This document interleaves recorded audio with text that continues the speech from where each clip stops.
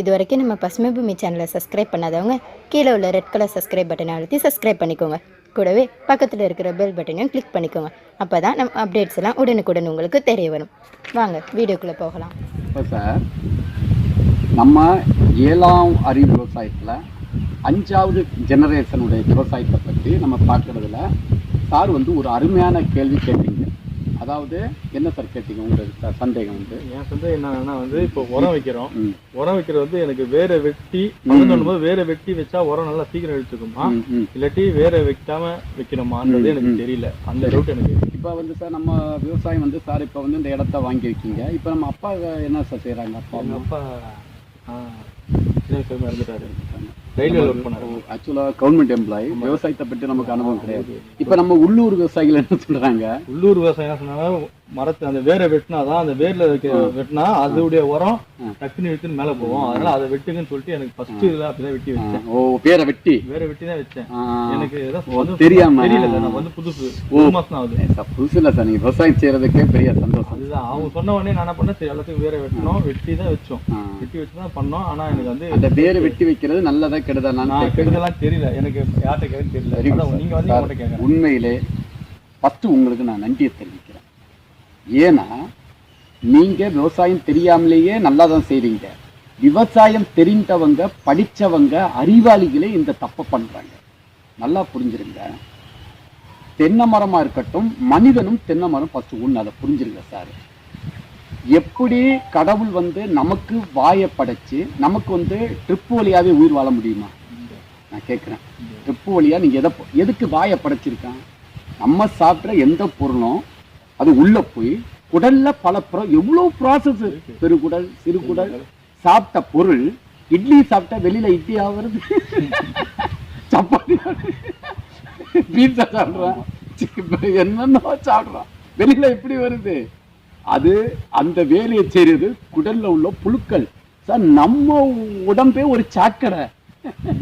அது தெரியும். நிறைய பேரு நவீன விவசாயம், நவீன மேக்கப் பண்றோம், அழகுபடுத்துறோம், சென்ட போடுறோம், ஏதோ கக்கூச போறது. கக்கூச இன்னைக்கு வீடு கட்டுற செலவு விடவும், இருப்பிடத்தோட கக்கூசுல லட்சக்கணக்கான செலவு பண்றான்.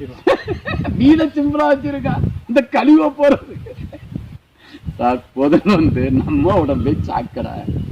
இயற்கையும் நாட்டமும் இருக்கணும். அந்த நாட்டத்தை தாங்கின சக்தி இருந்தாலும் உங்களுக்கு நோய் எதிர்ப்பு திறன் உடம்புல கிரியேட் ஆகும். நல்லா புரிஞ்சிருங்க.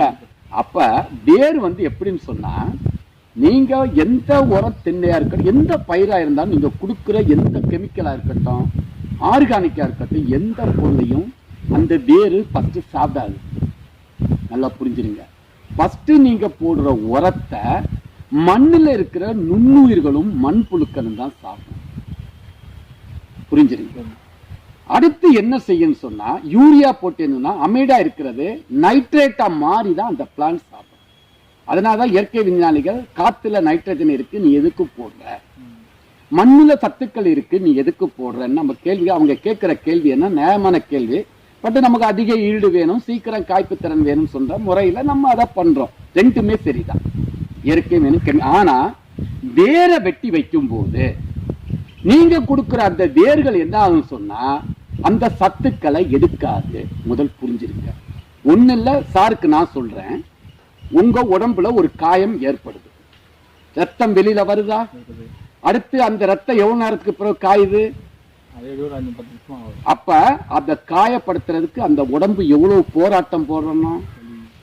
அதே மாதிரிதான் நீங்க வேற வெட்டும் போது ரத்தம் எப்படி வெளியில கசியுதோ அத மாதிரி உள்ள இருக்கிற சத்துக்கள் வெளியில வரும். அது தன்னை தயார்படுத்துறதுக்கு 1 வாரம் 2 வாரம் ஆகும். அதுக்குள்ள அந்த உரம் வேஸ்டேஜ் ஆகும். அந்த மரம் தன்னை பாதுகாக்கிறதுக்கு தான் போராடுமே தவிர நீங்க இருக்கிற உரத்தை அது கண்டிப்பாக எடுக்காது.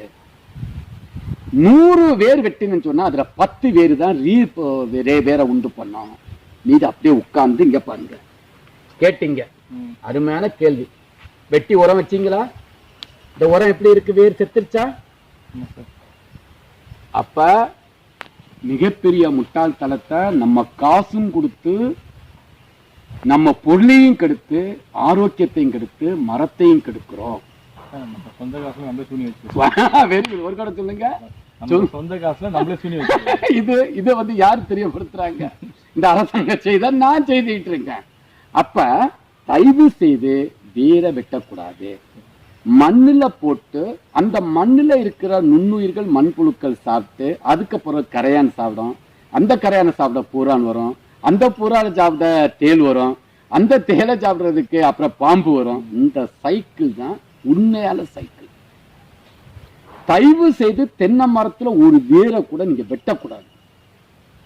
நீங்க போடுற உரம் மண்ணோட போட்டு தண்ணி பாய்ச்சி அந்த குப்பை சாணியான டிகிரேட் ஆகி கடைசியாக கியூமிக் ஆசிட்டா மாறும், நைட்ரஜன் நைட்ரேட்டா மாறும், சூப்பர் பாஸ்பேட் பாஸ்பாரிக் ஆசிட்டா மாறும், பொட்டாசியம் பொட்டாசியம் அயனா மாறும், நுண்ணூட்ட சத்துக்கள் அதை மாதிரி கன்வர்ஷன் ஆகி கெமிக்கல் ரியாக்ஷன் ஆகி ஃபைனல் பொசிஷனை தான் ஹியூமஸா மாறி அந்த பொருள் எப்படி நம்ம குடல்ல இருந்து ரத்தத்துக்கு கலக்கிறோமோ அந்த வேர்ல இருந்து மெயின் வேர்ல இருந்து பிளான்ஸ் இருந்து மேல போறதுக்கு பல ப்ராசஸ் நடக்கும். அந்த ப்ராசஸ் கடவுள் படைத்த ப்ராசஸ். அது நம்மளால படைக்க முடியாது. நம்மளால ஒரு சொட்டு ரத்தத்தை உருவாக்க முடியுமா? நான் கேட்கிறேன். விஞ்ஞானி சொல்றாம சந்தன கோவைனா இப்ப இது செவ்வாய் கிரகத்துக்கு ஆள் அனுப்ப போறான். நீ எல்லாம் பண்ற, கண்டுபிடிக்கிற, ஓகே இருக்கிறத கண்டுபிடிக்கிற. உன்னால ஒரு சொட்டு ரத்தத்தை உருவாக்க முடியுமா? இந்த விஞ்ஞானிகளுக்கு தான் கேட்கிறேன். முடியாது. கடவுள் அது தெரியாது. அதுல ஆராய்ச்சி நம்ம பண்ண முடியாது. ஆனா நீங்க வேற வெட்டக்கூடாது. மண்ணை வளப்படுத்தணும், நுண்ணுயிர்களை வளப்படுத்தணும், மண்புழுக்களை வளப்படுத்தணும்.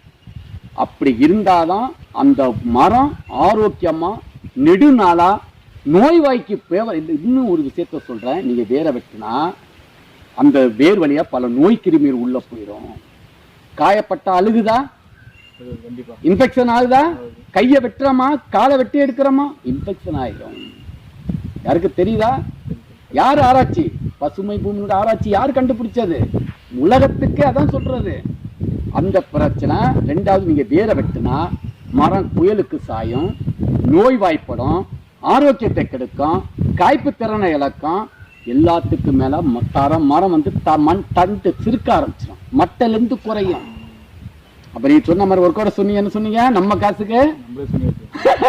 ஆகையால் இத மாதிரி இருக்கிறவங்களுக்கு இது ஒரு இன்னைக்கு உங்க வாயிலாக உண்மையிலே உங்களுக்கு நான் பாராட்ட சொல்றேன். இந்த ஏழாமாரி விவசாயத்துல இதை நிறைய கருத்துக்களை நம்ம ஷேர் பண்ணிட்டோம். இது ரொம்ப இது உங்க வாயிலாக முத்து கணேஷ் சார் அவர்களுக்கு, முத்து கணேஷ்குமார் சார் அவர்களுக்கு திரும்பவும் நன்றி சொல்றேன். அப்ப வியூவர்ஸ் எல்லாரும் உங்க நம்பர், உங்க வியூவர்ஸ் அந்த நம்பரை சொல்லிட்டு நம்புறேன். என் மொபைல் நம்பர் வந்து 9500149922. சார் பேர் வந்து கணேஷ்குமார், அதாவது சிவகங்கை திருப்போணம். சார் இப்ப நீங்க கேட்ட கேள்வி என்ன உண்மையிலே அற்புதமான கேள்வி. அந்த தேனி சம்பந்தமா கேட்டீங்க, இது சம்பந்தமா கேட்டீங்க. இதெல்லாம் ரொம்ப அற்புதமான. அதனால தயவு செய்து தென்னை மரத்துக்கு, தென்னை மரம் மட்டும் இல்ல, எந்த பயிர்களுக்கும் நீங்க வேர் அறுக்கக்கூடாது. ஜல்லி வேர் வந்து இப்ப நெல்லுல இருக்குன்னு சொன்னா நீங்க நெல்லுல லைட்டா கிளறி விடலாம், வேர்களை அறுக்கக்கூடாது. கிளறி மண்ணை லூஸ் பண்ணலாம், வேர்களை காயப்படுத்தக்கூடாது. இத மாதிரி பண்ணுனா நீங்க வைக்கிற உரம் அந்த தாவரம் சாப்பிடாது. அது மண்ணுக்குள்ள போயிட்டு மண்ணுல சில நுண்ணுயிர்களையும் சாகடித்து மண்ணிலையும் கெமிக்கல் ரியாக்ஷன் ஆகி மண்ணையும் கெடுத்து, எல்லாத்தையும் கெடுத்து, சந்ததியும் கெடுத்து, எதிர்காலத்தையும் கெடுத்து, பொருளாதாரத்தையும் கெடுத்து நம்ம காசுல சூனியம் வைக்கிற கதை வந்து வரக்கூடாது. ஆகையா உண்மையிலே வேற எதுவும் டவுட் இருக்கா சார்? மாதிரி இது வந்து ஒரு அற்புதமான டவுட் சார். அவருதான் வந்து எனக்கு பண்ணாரு, ஆட்டு சொன்னாரு. அதுதான் அப்ப சொன்னேன், வேணாண்ணே இல்ல சார் அப்பதான் வச்சப்போ அருகி இருக்கு கண் கூட பாத்து. இந்த பாருங்க, ஒரு பேர் இல்ல, இங்க பாருங்க, இந்த பாருங்க, இங்க உரம் இதுலதான் குப்பை வச்சிருந்தீங்க. ஆமா சார், அதுதான் வச்சிருந்தேன். அதான் கரெக்டா புரியுதா? புரியுது. அதனால தயவு செய்து மாதிரி செய்வான விவாஸ், தென்னை மரத்துக்கு வெட்டி தான் உரம் வைக்கணுமா, வேற வெட்டுறது நல்லதா, வேற வெட்டினா என்னென்ன பிரச்சனைகள் சொல்லிட்டு பார்த்தோம். ஆகையால் தயவு செய்து வேற காயப்படுத்தாதுங்க. வேற காயப்படுத்துறதும் உங்க உடம்ப காயப்படுத்துறதும் ஒண்ணுதான். அப்படி வச்சா தென்னை மரம் காய்க்காது, எதுவும் காய்க்காது. ஆகையால் வேற வெட்டாம உரம் வைக்கிறது தென்னைக்கு நல்லது. நன்றி. சாருக்கு திரும்பவும் நன்றி கூறி விடைபெறுகிறேன். நன்றி, வணக்கம்.